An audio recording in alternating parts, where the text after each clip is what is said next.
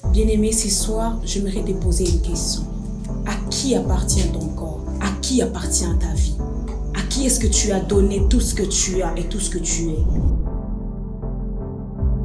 Eh bien, bien-aimé, lorsque je lis dans Romains, le chapitre 12, le verset 1, la Bible dit « Je vous exhorte donc, frères, avec la compassion de Dieu, à donner vos corps comme un sacrifice vivant, saint et agréable à Dieu, ce qui sera un culte raisonnable devant Dieu. » Ici, la Bible est en train de nous conseiller. Elle nous dit « Offrez vos corps à l'Éternel comme un sacrifice vivant, saint et agréable. » Lorsqu'on parle de sacrifice vivant, premièrement, c'est pour nous rappeler que lorsqu'on sera mort, on ne sera plus de sacrifice. C'est lorsque tu es vivant que tu peux donner ton corps à Dieu.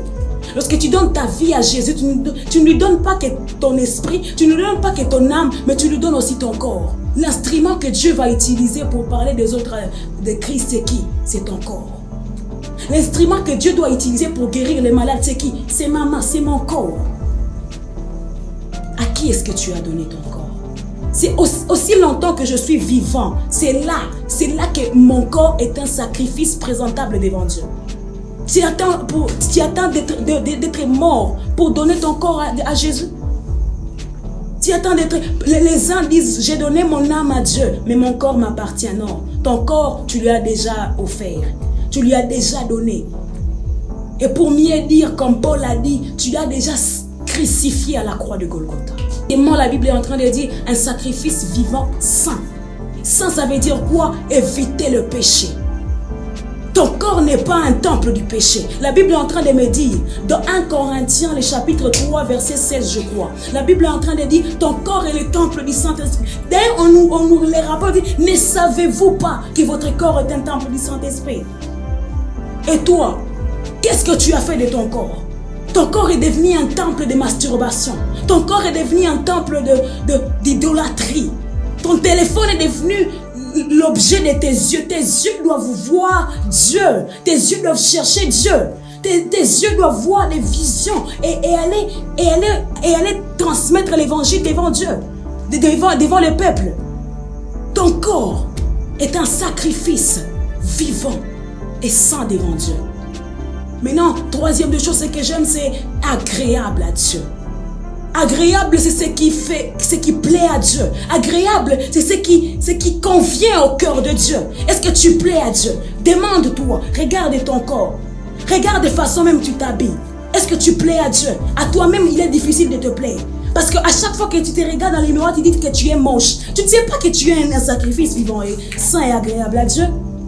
Ton corps n'est pas n'importe quoi. Tout le monde ne peut pas toucher ton corps. Tout le monde ne peut pas te toucher n'importe comment. Tout le monde ne peut pas te sous-estimer n'importe comment. Parce que ton corps est un temple. Il porte l'Esprit de Dieu. Ton corps porte l'Esprit de Dieu. Tu es un chrétien. Tu as reçu Christ. Mais qu'est-ce que tu fais de ton corps? Qu'est-ce que tu fais de tes yeux? Qu'est-ce que tu fais de tes oreilles? Lorsque Dieu te permet de ne pas être sourd et d'avoir les oreilles ouvertes. Mais toi, qu'est-ce que tu donnes à tes oreilles? Pourtant, la Bible me dit la foi vient de ce que l'on entend. Et ce que l'on entend vient de la parole de Dieu. Mais toi, qu'est-ce que tu entends? Est-ce la parole de Dieu? Est-ce la parole de Dieu? À qui est-ce que tu donnes tes oreilles? À qui est-ce que tu donnes tes yeux? Tes yeux, toi, tu ne fais que regarder des pornographies. Est-ce que c'est pour ça que Dieu t'a donné ces yeux-là?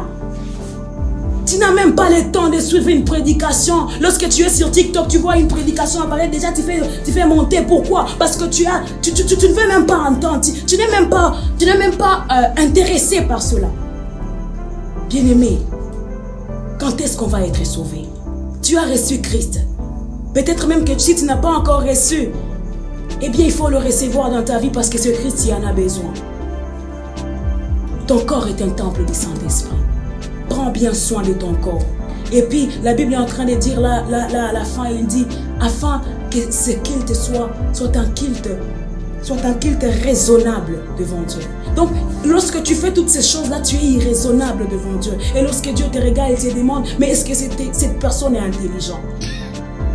Eh bien, frère, une chose que j'aimerais te dire, ne laisse pas ce siècle t'aveugler.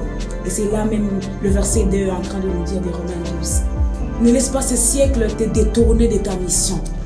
Et l'espace et siècle est aveuglé au point que tu ne peux même plus te souvenir de qui tu es. Tu as tellement oublié qui tu es.